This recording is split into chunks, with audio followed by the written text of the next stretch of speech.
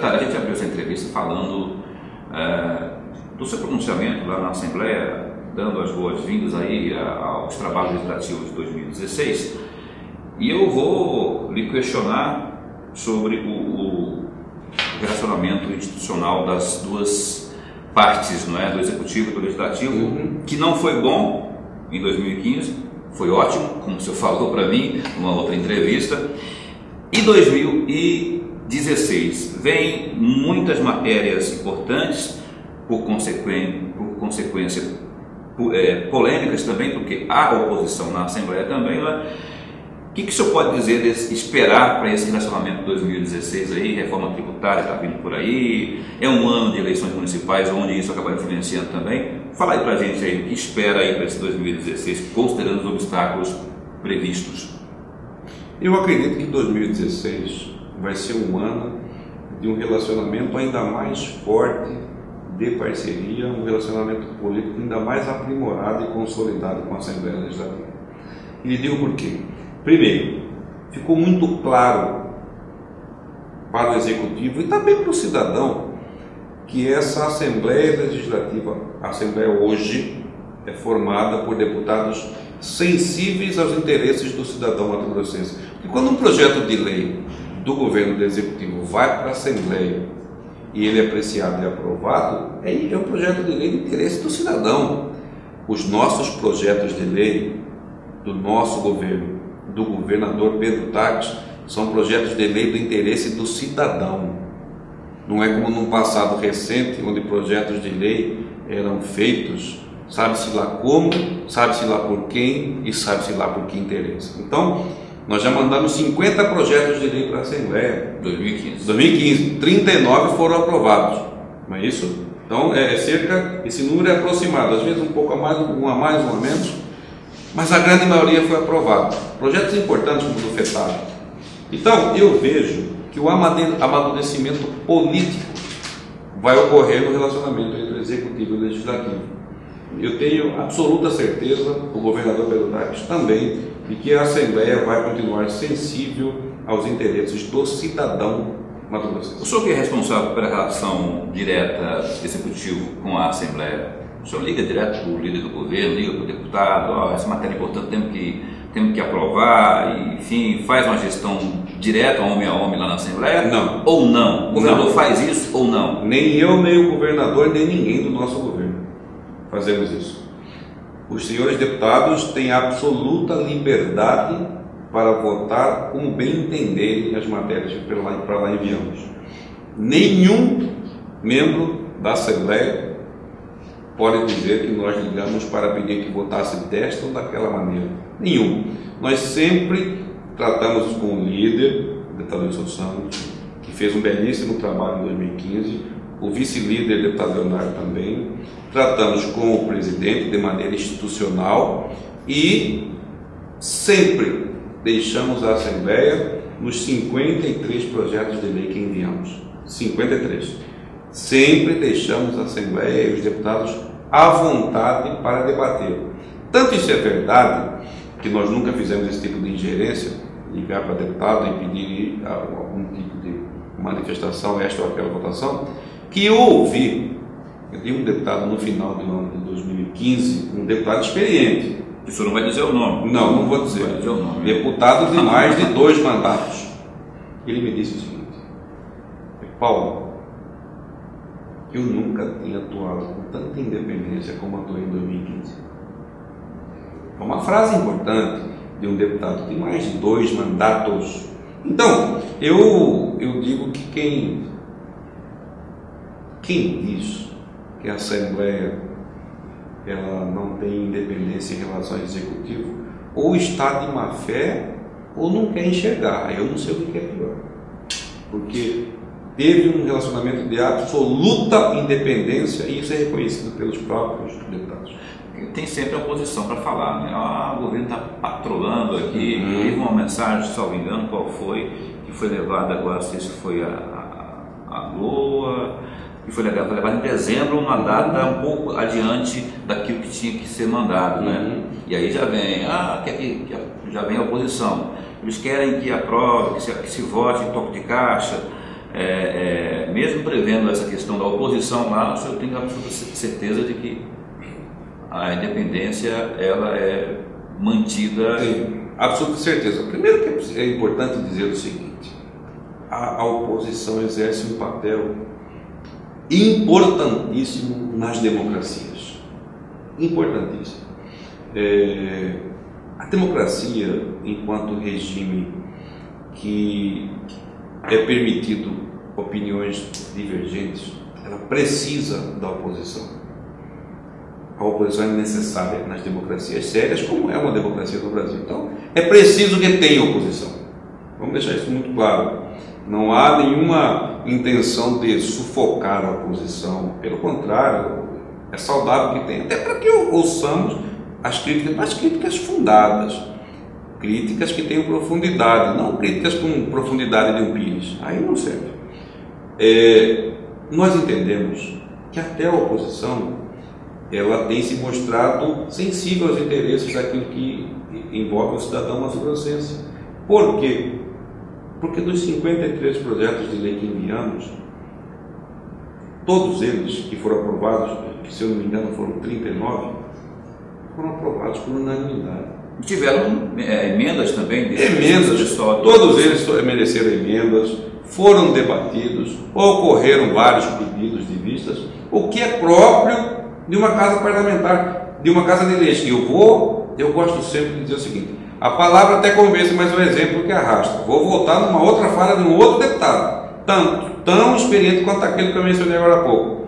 Ele me disse que nunca havia tanto debate em projetos de lei como está ocorrendo agora. Antes, para usar a expressão que as pessoas gostam aí, antes se havia patrulhamento, porque já vinha do Palácio o projeto de lei e ninguém sabia o que era, ia só votando e pronto. Agora isso acabou na Assembleia. Palavras dos deputados. Não é palavra minha, não é menção minha. Não sou eu quem digo isso, não é o governo, são os deputados. Então, é preciso que haja um reconhecimento público, e eu faço aqui, à Assembleia Legislativa e aos senhores deputados. Por quê? Vou repetir. Nós enviamos 53 projetos de lei. 39 já foram aprovados. Duas que ficaram para agora é um Detran, que já teve até a posicionamento da Justiça, né, quanto à sua legalidade, tá para entrar por agora. Vocês não têm dúvida que isso pode ser aprovado no começo agora? Eu acredito que deve ser aprovado.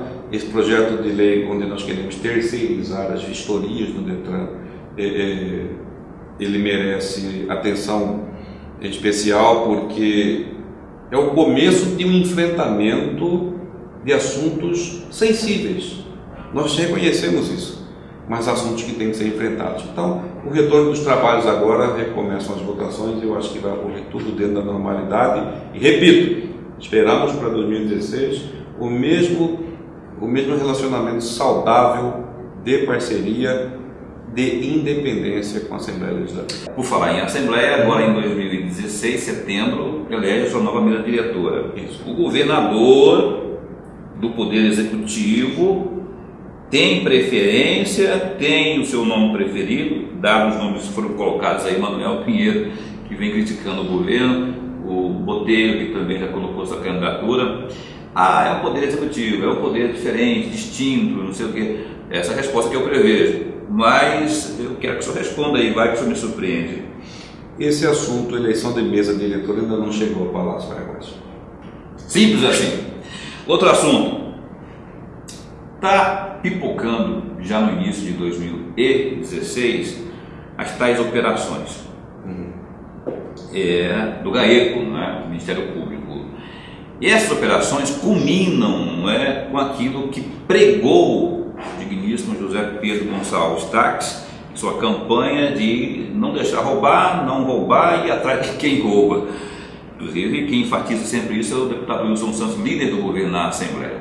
E aí, Paulo César Taques, o senhor acha que o que o senhor pode dizer para quem está nos assistindo? O governador, de forma direta ou indireta, ele tem aí a sua pitada nessa história toda aí de operações e tal, porque tem agora a que estourou envolvendo o Intermate, já se prevê aí a do Centro-Mar, Detran, que também tem auditoria conforme o seu presidente, Dr. Roy, enfim. E aí, o que você pode dizer sobre isso? Veja bem, não tem pitaco, não tem interferência, não tem participação do governador nessas operações. É zero. O que o governo faz, e esse é um compromisso, não só da campanha do governador Pedro Taques e do vice-governador Carlos Fávaro, mas é um compromisso que deve ter todo gestor público. É de promover as devidas investigações do âmbito administrativo, auditorias, apontado alguma irregularidade, encaminhar isso aos órgãos de fiscalização, Ministério Público, Polícia Judiciária e Civil. Isto o nosso governo está fazendo. Esses órgãos, eles fazem o dever de casa no sentido de apurar aquilo que ocorreu na gestão passada, que está ocorrendo no governo, enfim. Isso é encaminhado aos órgãos de fiscalização e investigação. Ministério Público, Polícia Judiciária e Civil. Daí para frente, e não é uma atitude de governador, é a atitude do servidor público de carreira que está lá. Obrigação dele. Ele recebe seu salário para isso. Aí essas entidades promovem as investigações. Agora, é preciso fazer um registro. Talvez nunca tenha havido um ambiente de não interferência nas investigações. É um ambiente livre e desimpedido para que os órgãos de investigação façam o seu trabalho. Você só não interferir para bloquear. Isso. Vou lhe dar um exemplo. Nunca o governador Pedro Taques ou a Casa Civil, através de mim, nenhum de nós dois nunca fizemos uma única ligação para algum agente policial, delegado de polícia, promotor de justiça ou procurador de justiça, para sequer perguntar sobre uma investigação. Nunca fizemos isso. Quanto mais para interferir na investigação.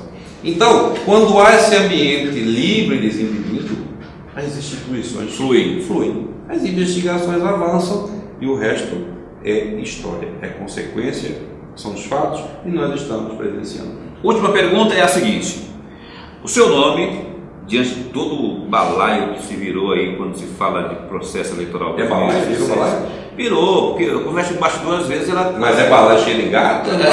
De gato, às vezes tem coelho. Ou é balaio de roupa suja? Não, roupa suja talvez, às vezes elas são lavadas em público, não é?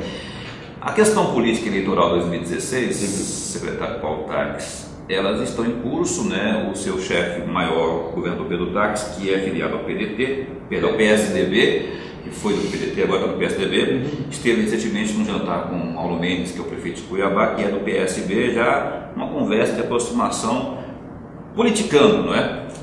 E agora, também de bastidor, tem um comentário forte de que quem vai escolher o vice de Paulo Mendes é o digníssimo Pedro Taques, que tem em seu secretariado um nome de confiança chamado Paulo Taques. Fala pra gente aí, existe essa possibilidade de o senhor ser compor como candidato a vice na chapa de Paulo Mendes para 2016? Honestamente, abre seu coração aqui, não esconde nada não, você nunca escondeu nada conosco aqui, e não vai ser dessa vez que você vai esconder também, né? Não. Tem essa possibilidade aí, se o Pedro chamar, o senhor está à disposição ou não? Primeiro que a secretaria que eu ocupo, eu vou responder já a pergunta, eu não corro da pergunta. Não foge, não? Não vou fugir, não fujo, mas é importante esse esclarecimento. Eu sei que as atribuições da Casa Civil não entram no mérito político, especialmente partidário eleitoral. Isso, era só isso que eu queria deixar registrado. É uma secretaria eminentemente política também? Mas não é uma secretaria de política partidária. Sim. E eu procuro me manter em uma distância segura das discussões partidárias. Porém, agora vamos responder. Atores do cenário político, do cenário empresarial de Cuiabá, efetivamente vieram falar comigo sobre esse tema de eu ser candidato a prefeito de Cuiabá. Eu falo sem rodeios. Atores do cenário político, do cenário empresarial, amigos, vieram falar comigo.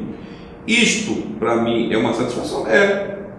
Por quê? E vai e desce? Me lisonjeia.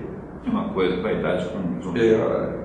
Me lisonjeia, porque eu nasci no Hospital Geral há 47 anos. Hospital Geral, lá na 3 de junho.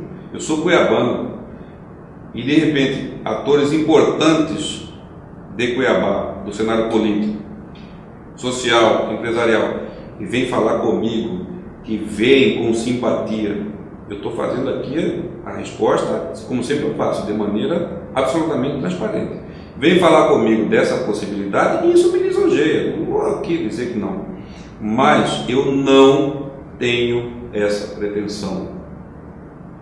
E nunca o governador Pedro Taques falou disso comigo e nem eu falei disso com ele. Se chamar, se falar. Olha, se e quando isso acontecer, a gente vê o que faz, né? Cada dia que está bonito.